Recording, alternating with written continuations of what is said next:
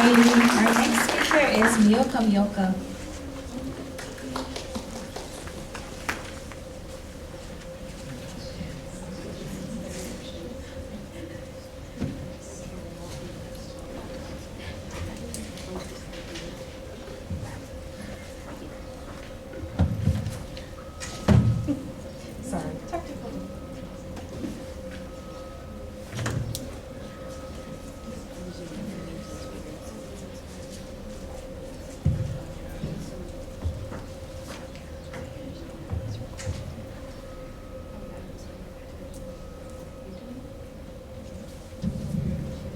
Aloha mai kako, zobe makanakana, and hello.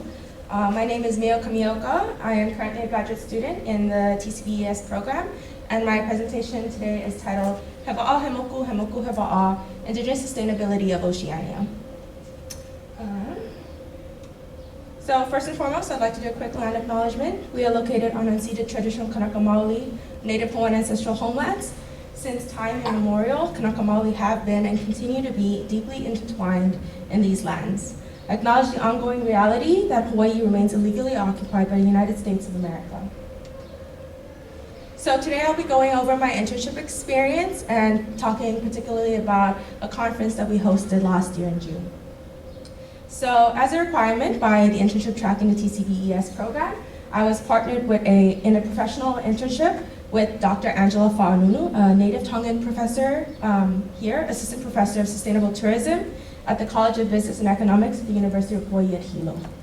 My internship and Dr. Fa'anunu's research was grant funded by the University of Hawaii Center for Indigenous Innovation and Health Equity, or CHIHE. And the purpose of the work I was involved in with Dr. Fa'anunu is to identify, define principles, values, and frameworks of sustainability in Oceania. So what exactly is sustainability? So according to this one perspective, this Western perspective, in 1987, the World Commission on Environment and Development published the Brundtland Report that introduced the concept of sustainable development in order to respond to the conflict between globalized economic growth and accelerating ecological degradation. In this report, sustainability is defined as development that meets the needs of the present without compromising the ability of future generations to meet their own needs. Additionally, three main pillars of sustainability were identified. These are economic growth, environmental protection, and social equity. And these can be seen in this Venn diagram up here, with sustainability being in the intersection of all these three pillars.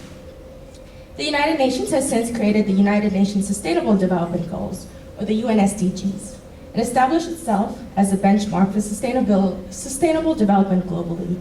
And below you can see some of the 17 goals of the UN SDGs that people might be familiar with. I've at least seen this diagram. These efforts brought sustainability to the forefront of global conversation. However, there are limitations. Firstly, these concepts of sustainability and sustainable development are concepts that grow out of reductionist worldviews, detached from nature, and that enable the possibilities for exploitation and extraction of resources. Secondly, these definitions do not include the worldview of Indigenous peoples, excluding us from participating in global discourses surrounding sustainability and climate change that ultimately impact our well-being. Additionally, such definitions tend to claim authority over what constitutes as sustainable.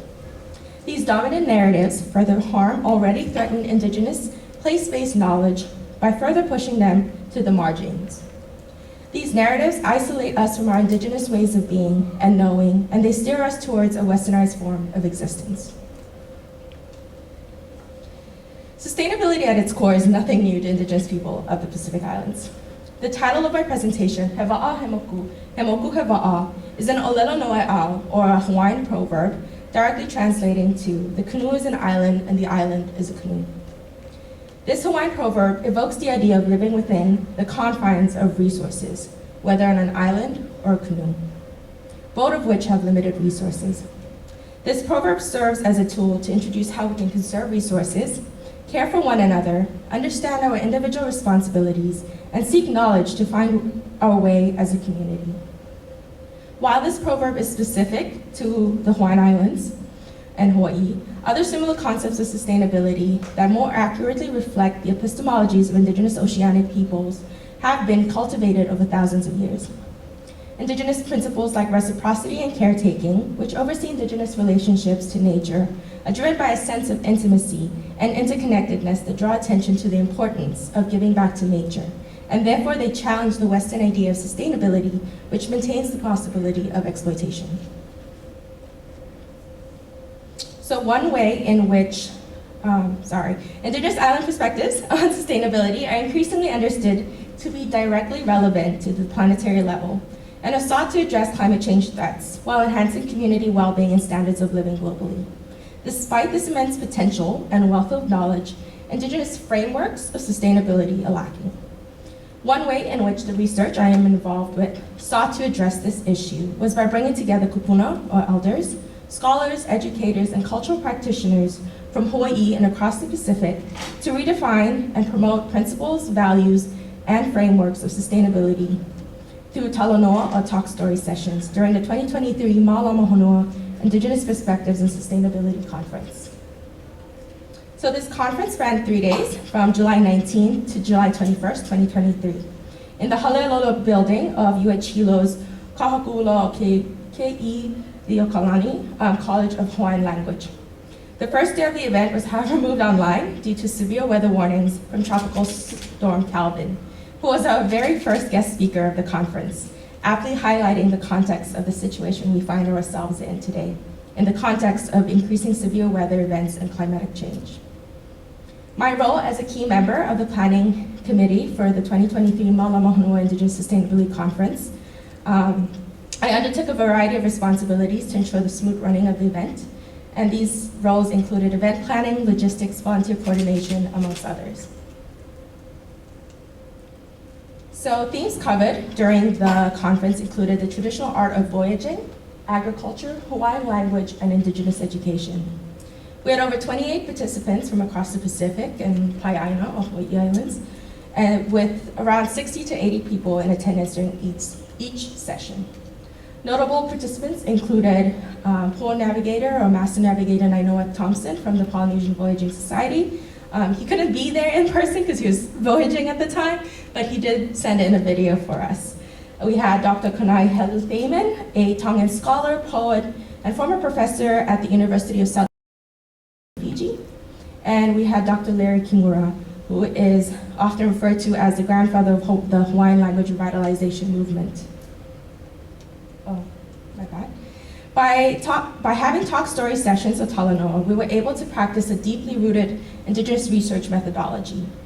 The talk story embodies the art of respectful narrative exchange amongst diverse individuals, encompassing both mundane and extraordinary experiences.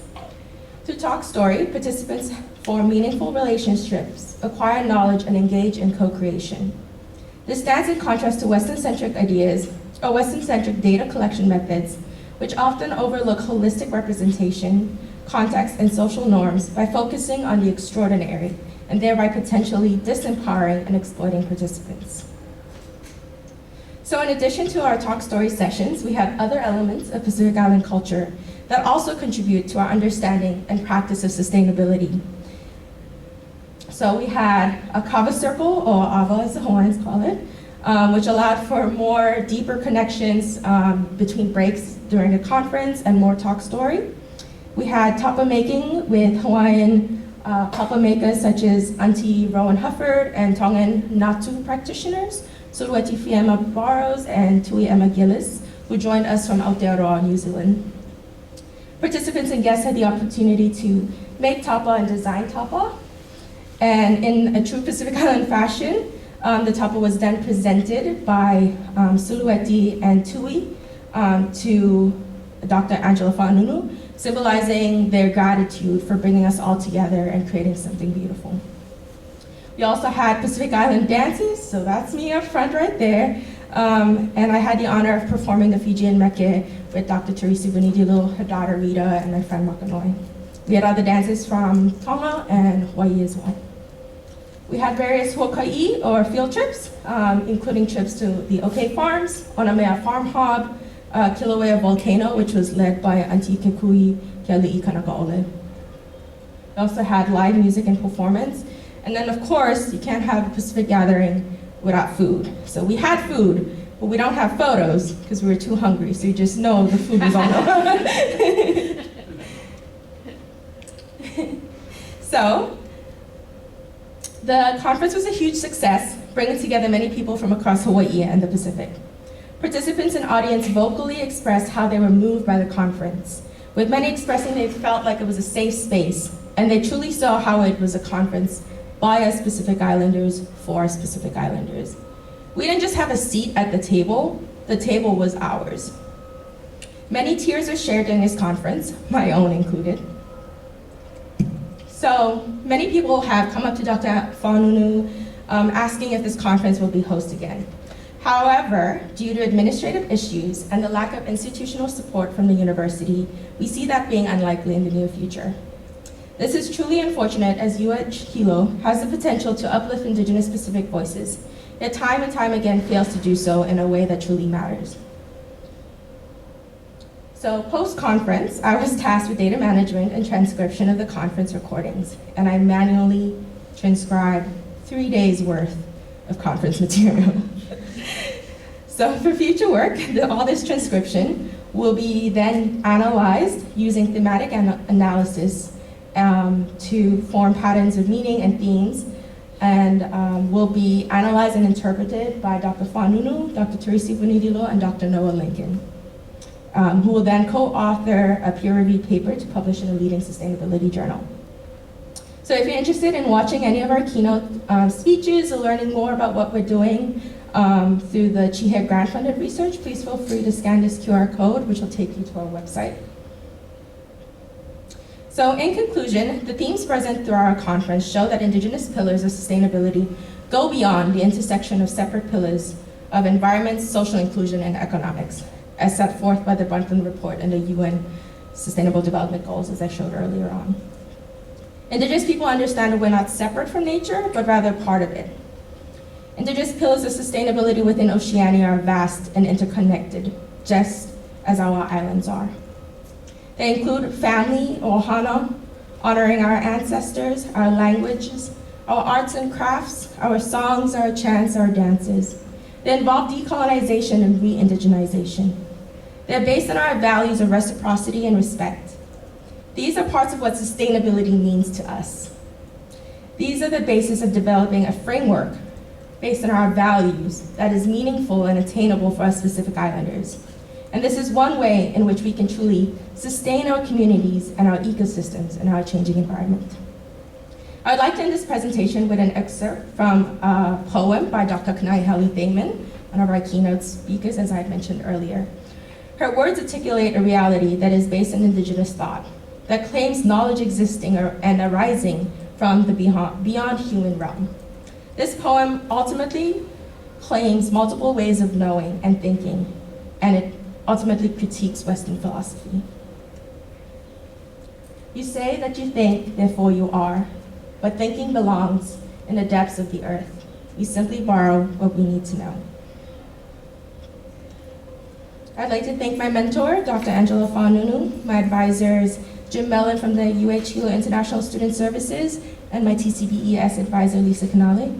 I'd like to thank our sponsors and funding agencies who have contributed to my internship experience, specifically the Center for Indigenous Innovation and Health Equity. I'd like to thank all my amazing friends and village of people who showed up during the conference to help us out. Anna's sitting right here. She was a huge help during the conference. And I wouldn't be here without the love and support from my dear friends and family all around the world. So, malo apito, thank you, Droll Geta, Zobe Makanakana, and mahalo nui loa.